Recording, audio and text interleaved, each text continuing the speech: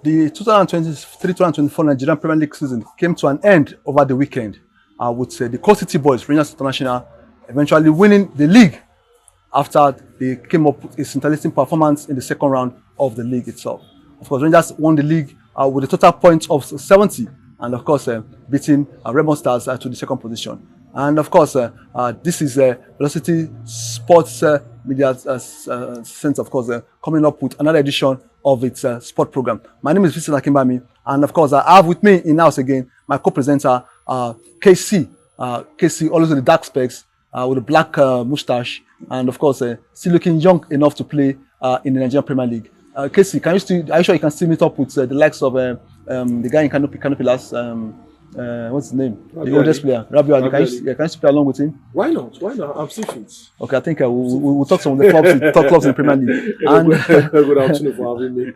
And also, of course, our regular guest, Mr. Olumide. Olumide, like, of course, has been into sport business for years, and of course, he talks sports, all sports generally, of course. But now we're talking football. Mr. Olumide, you're welcome to a talk on Nigerian league. Of course, we're going to touch so many areas on Nigerian league. Olumide, you're welcome to the studio. It's a pleasure. Thank you, sir. And of course, like I said, the league entered, and of course, Rangers came first with 70 points. We all know how it started in the first round. In the early beginning of the league, of course, we saw Lobby Stars, Plateau, Doma, and the likes of Sporting, of course, doing so well at the early rounds of the league itself. But suddenly, Rangers, 3SC, and Enyimba, of course, came up strong in the second round, and of course, to push other teams backward. The likes of Plateau and Lobby were also really fighting for the first slots in the early rounds, and of course, they ended up in the fifth and the sixth position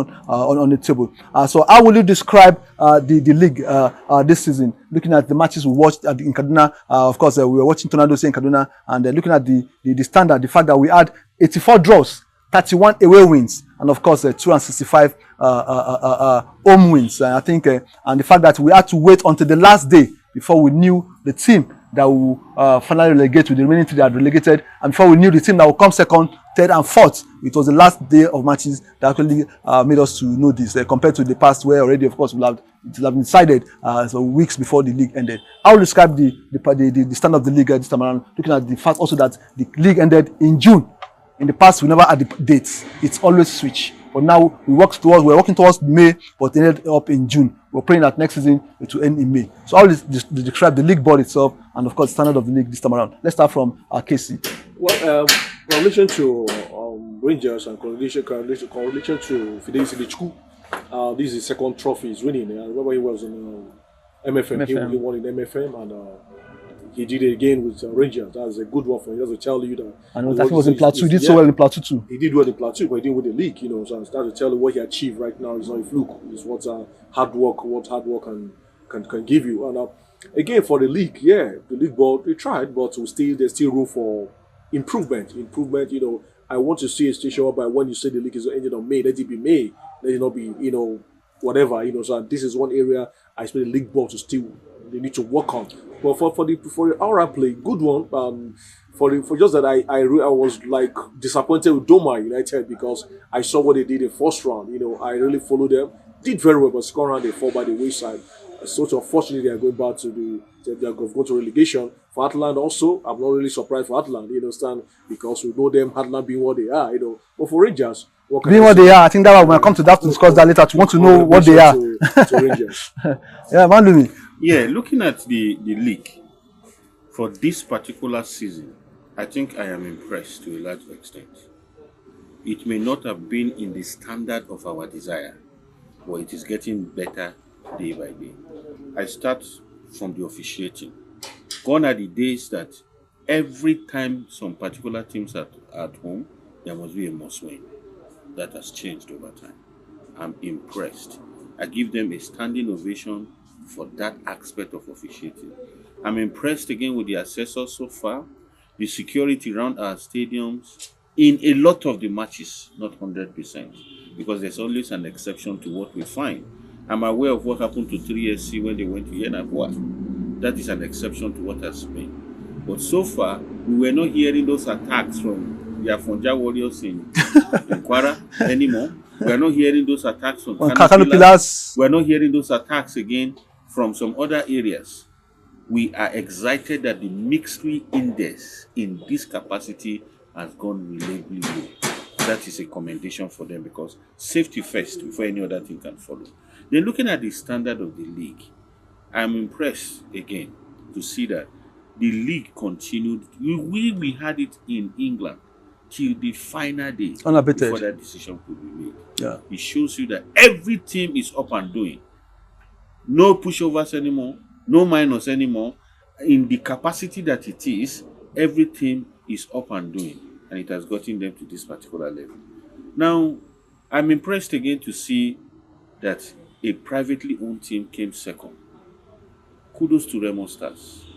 The visionary capacity of the owner of that club is gradually becoming an understudy in Africa.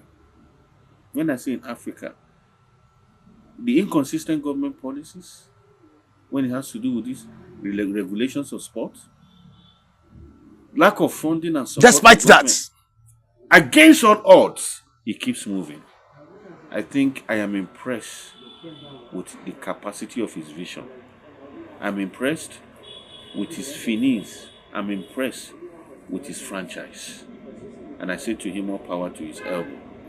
I don't need a prophet to tell me, come this time next year, God sparing our lives, Remo Stars may be the champions of the league. Chief Kunle Shiname, of course, if you are with us, Olumide, of course, is already predicting Remo Stars to be the winner of next season. So we hope that Remo Stars will live up to that expectation come next season. So let's look at another area of the league itself. Of course, in the past, we have seen so many private clubs, of course, coming up and, of course, later going down the drain. And this season, we had 3 private clubs at the beginning of the season. 2 are down, Doma and Sporting. The 2 teams, of course, started very well, in short, where I was so happy at the beginning of the season that, yes, all the private clubs are doing so well that likely we'll have 4 government clubs going down the drain. So that maybe, of course, the owners of those government clubs will start thinking of how to make football business. But at the end of the day, those 2 teams went down. Doma, at the time, they complained about their players going to Europe, complained about injury to their players, complained about interference of the brother of the owner of the club, and some other things, of course, were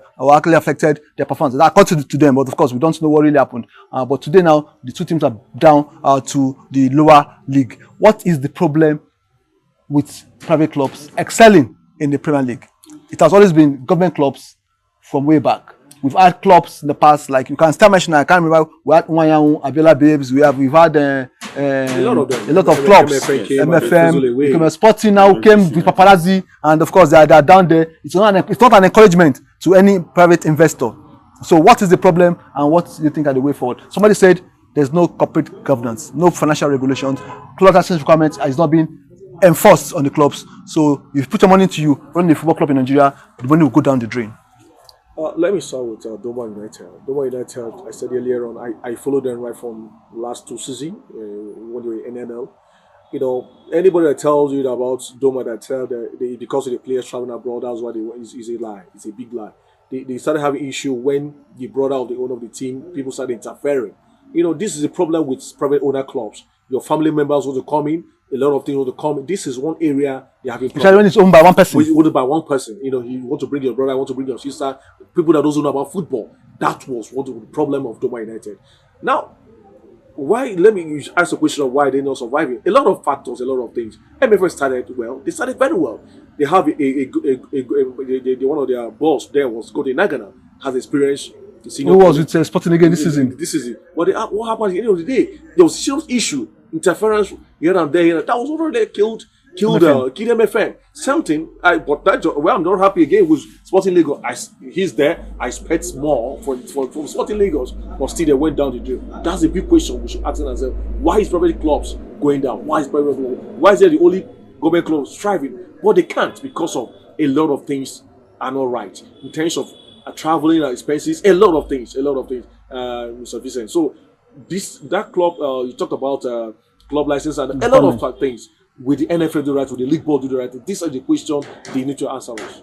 Yes, Malumi, in Europe, we see a situation whereby the league board knows the amount clubs are earning. They know how they spend their money. Of course, they get their financial statements every year to checkmate how they run the club, and that was why they brought financial fair play to ensure that clubs start making profits. Why has it? Of course, that will say is part of the reasons why private clubs are not excelling when because government clubs spend money, they don't expect anything back, so they can afford to spend so much on so many things without having to cut costs and of course having their way in their matches. Why is the league board and NFF finding it difficult to enforce the 5 club licensing requirements that will ensure business, that will ensure professionalism, that will make football to be like a business, that will bring about corporate governance to our league and make our football business? Why is it difficult? Yeah, the two things. The first thing I'd like to let you know is, if the foundation be destroyed, don't ever expect a progressive return. There is no future in any organization. The only future you find is determined by the kind of people that are there. What is the vision of NFF and NLU with respect to our league? Do they have that timeline? Do they have a vision that come the next 10 years, we want this league to be in the standard of so and so place? For God's sake, it is common wisdom that what you cannot do, delegate somebody to do it and pay for the services. This regulatory body, if we have NAFDAC regulating foods and drugs, we have some regulating everything that is brought into Nigeria or that is even in Europe. We have financial control board in Spain. We have financial control board in England, like that in other countries. Sport is a great and a big industry. The budget that goes into sport is not a child's play. The number of people that are employed in sport is not a child's play. Sport has come to be a part of our lives. And if football is what has enriched people, if football is what has blessed people and it has gone down the drain, pick for example a footballer. The whole family is blessed. The relatives are blessed. For friends. The businesses that Ahmed Musa has all around Nigeria today has created jobs and even food on the table of a lot of people. Go back to Brazil. Talk to me about the remittance that comes into the country from every other player that is playing out there. Sport is not a thing to joke with. So when you look at this, when you see the gains that is likely to come from doing things well, why not tidy up and then put things in place and we move on? But there's this issue about some cabal. Let me use the word cabal. Some people in the football sector who are most of them are actually government clubs who always threaten the people at the top, the board, the league board members, the NFF, and of course they stop them from ensuring that they do the right thing. Of course, thinking it take food from their table, but knowing fully well that if these things are properly done, it will further enrich them. They don't really know that. So what can the NFF, the league board, do about people who from behind are actually manipulating their efforts to do the right thing? Because they might come up with a meeting today, overnight it will be changed. We've seen it happen. So, and these are the guys who are running Nigerian football, the bad guys from behind. Yes. So what can be done about these guys? Because we can't continue like this. We can't continue like this, but the truth is that, so let me just say something. Can two work together? I agree. There must be an agreement. You and I know this cabal, and this cabal are, guys that doesn't want things to work well in Nigerian football, because they know that once the financial fair play is applied, everything they won't be able to make things money out of it. But let's start telling ourselves the truth, and that's why I'm coming back to the NFF, coming back to the league board. They know the right thing to do. They should go back and do the right thing. Listen, we are not supposed to be here by now. Our league should be far. Can you compare our league to South African league? Far apart. Look at the match in South Africa. Most of the last our match qualifying to South Africa, most of about 8 or 9 players came from a club, and look at their performance playing against players that earn big money in Europe. Do you have any Nigeria? Do you have any player in the league? No. Look at our league is dying. None of our players from the league can make first team right now in the national team. So it boils down to all those things. So the NFF need to go, but let's go back to the basic. But can we go back? That's the question. So let's do the right thing. We all know the right. They know the right thing. We don't want to start calling names here. But they know the right thing. If you're watching, they know the right thing. So I think having the earlier, the better. Better. Well, of course, I think I also want to blame CAF in this situation because allowing Nigerian clubs to play in CAF Competition Cup without them meeting up with the club licensing requirement, I think CAF also gets a lash at the bottom. And let's quickly move to issue of the Afcon and the Women Total Energy Nations Cup that will be coming up. For Afcon, I think they fixed it for 2025 December to January. And for the women own, of course, I think it's also taking place in 2024 around May period. What is the implication of Africa playing its Nations Cup between December and January for our players that are playing in Europe? Was it a wise one, to have fixed our Nations Cup, African Nations Cup at that period? We are always having this problem with CAF and FIFA. Now look at it from this angle. Most times when doing this kind of Nations Cup, January, December, before it wasn't like that. But look at the weather. We have weather issue compared to Europe. That's why there was a time if it was like, can we play our own during when the clubs are on break in Europe? We can't work that way because we know May, June, July is only raining in Africa, mostly in Nigeria. In Africa, it's the raining period. And we don't have those facilities like that. So it's a problem because most of the players by the league will be on. And some of them, I remember those days when Sonny Okochuolu said was in Regina. He said Borussia Dortmund said he lost his place because of the national team. A lot of them, once they honored the national team during the Nations Cup, going back to that club, they find it difficult. Even Papi has that problem when he was in Arsenal. So I think they just have to do something about it to tally. But will it be can it tally? I don't think it's going to be. But seriously speaking, for me, I don't think there's anything bad there. December is still okay. Malumi. Yeah, the first thing you must know in life, there is never a perfect time to do anything. You must always modify, perforate, patch up in order to fit into the timing that is on ground. We all know before now there was a time we had no international week at all. It was an invention of FIFA. After some time, so many complaints came from the club level. Even players, yes. So Bosma came up and it was resolved. That's why we have free agents. Inventions keep coming into football that is making the game more organized, better administrated, and everything is going in the capacity required. Africa, you take it or not, it's a population of over 800 million people. It calls for attention. Football today will never be complete without some great names from Africa. So when you realize that Africa has become a force to reckon with, a colossal one at that, because raw talents are here, you can't do without them. So you need to draft out a calendar that makes everybody smile.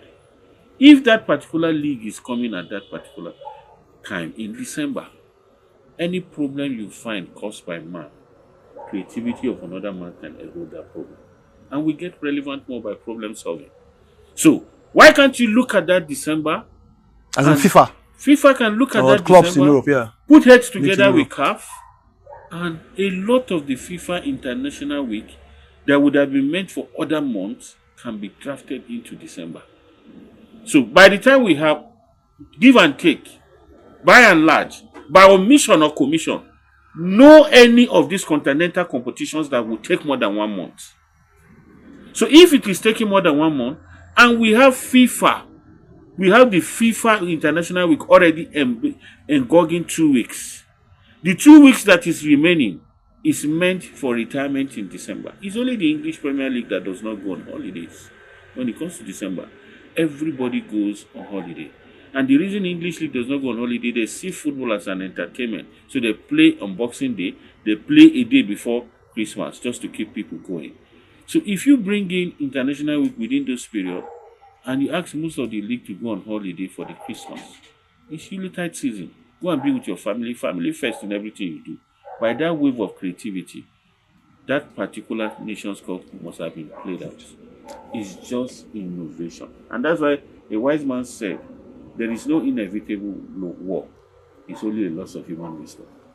Well, that's a good one coming from the two of you, looking at from different areas. I want to say thank you to Mr. Lumide for your viewpoints, and of course, Casey also, like I've told you, Rabi Ali must be challenged. He must go back to the league this season so that we can see more great players in the league. Thank you for coming around. And for our viewers and listeners out there, you can always subscribe and of course click like on our programs. Then spread the gospel. Let people get to hear what we're talking about here. It's a program meant to change the face of sports in Nigeria and the world at large. I remain Vincent Akimbami. So see you next on our next program.